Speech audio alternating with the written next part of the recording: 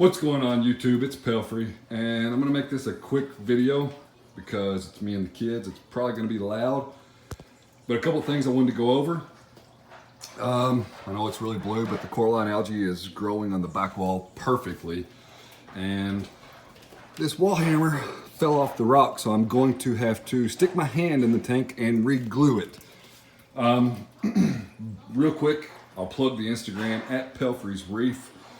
I've taken the week off of the reefing Instagram, so anybody that's messaged me or done anything else on Instagram, I'm sorry, but I've taken the week off. Do plan to come back into it. It's just been really busy. I have been on my personal Instagram, but as far as the reefing stuff has been concerned, it's just been really busy with everything else going on.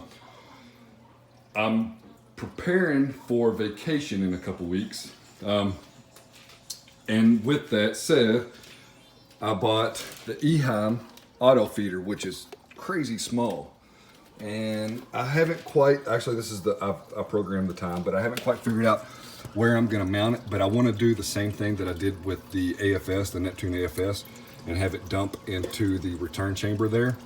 So, I don't know. I don't know if I'm just gonna have it try to kind of maybe sit here, or if I'm gonna actually mount it to a bracket here. I'm not really sure at this moment what I'm gonna do with it. I still have some dust on the refugium light. I did sell some, or I charged shipping on some chaeto, and I sent it to Retro Reef, and it took like 4 days to get to them, and it's my fault. I really should have looked at the weather. It was really, really hot, and whenever it got to them, it was dead. So I'm gonna grow some back out, and when the weather cools down a little bit, I'm definitely gonna ship them some more out. But I do have to grow some more out. I definitely need to change out this pad here. But it's doing great. It's doing well. No complaints. And like I said, I need to figure out how I'm gonna mount the Ehiem auto feeder. And I'm very excited to use this because unlike the AFS, this actually has like a minimal setting for small pellets, and the AFS was real finicky. Now I do suggest if you have any auto feeder, if you're gonna pull the top off of it, you take it off of the tank so that you don't spill this into the tank. And this one does have the back here, it's open, and that feeds air into this section here. So that does kind of help out. But I got this off Amazon for like 20 bucks or something like that. And I'm very anxious to try it out. I loved having an auto feeder, and I'm gonna try it again. So I do miss having the auto feeder on the tank, and if you remember before, I had the AFS mounted up here, and I could do that with the Ehiem, but in the, I'm trying to keep it simplistic and keep the look minimal. So I'm gonna mount it in the sump and let the return pump drop the food into the tank. Probably gonna notice a little bit of difference here.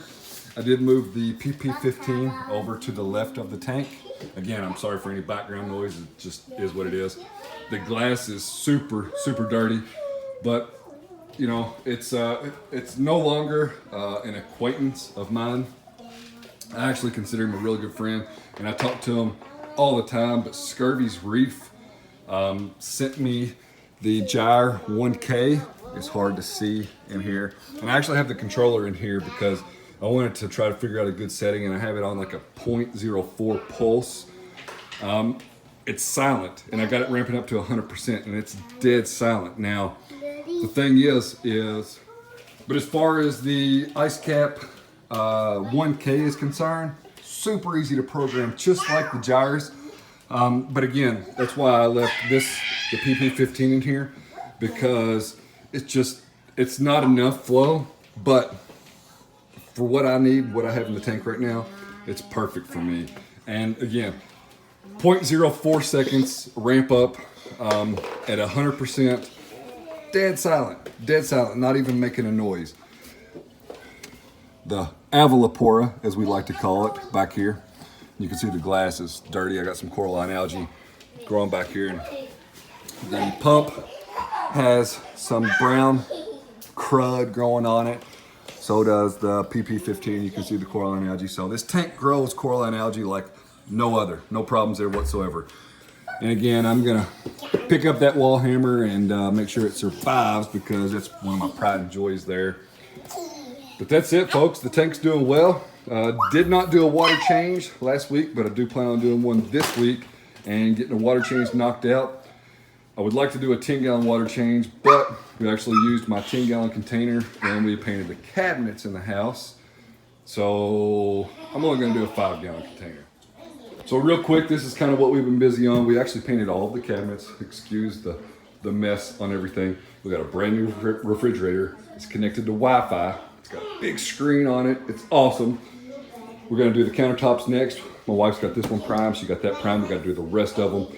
And that's really what's kept us busy. I'll show you real quick. This was the container that I used to do water changes in, and it's got paint all over it. So it's just a brute 10-gallon can.